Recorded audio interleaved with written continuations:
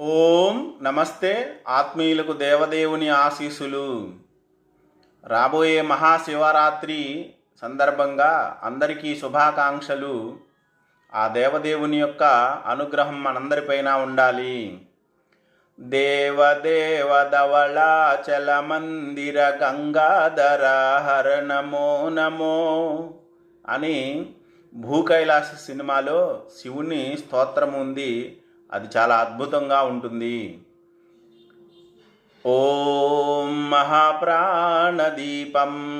శివం శివం ఓంకార రూపం శివం శివం అని భక్తుడైన మంజునాథుడు శివుణ్ణి స్తోత్రం చేశారు. ప్రస్తుత కాలంలో శివస్తోత్రం ఎలా ఉంది అంటే శంభో శంభో హర మహాదేవ మహాదేవ శంభో శంభో అని ఇలా ఉంటుంది. కాలము మారింది, అభిరుచులు మారాయి.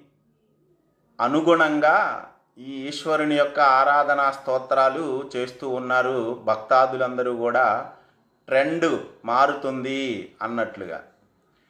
ఇక తైత్తిరీయోపనిషత్తులో ఈ అన్న విషయాన్ని తెలియజేస్తూ ఉన్నారు. అధాదిలోకం పృథివీ పూర్వరూపం ద్యౌరుత్తర రూపం ఆకాశ సంధి వాయు సంధానం ఇత్యదిలోకం అని. భూమిని ద్యులోకాన్ని అనుసంధానం చేసేది ఆకాశమైతే వీటి కలయికకి ఉపయోగపడుతుంది వాయుమండలము అని తెలియవస్తూ ఉంది.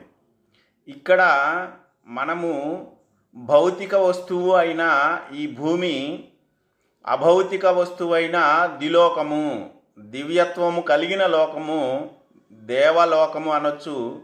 అది సూర్యమండలము ఉండే స్థానం అయి ఉండాలా.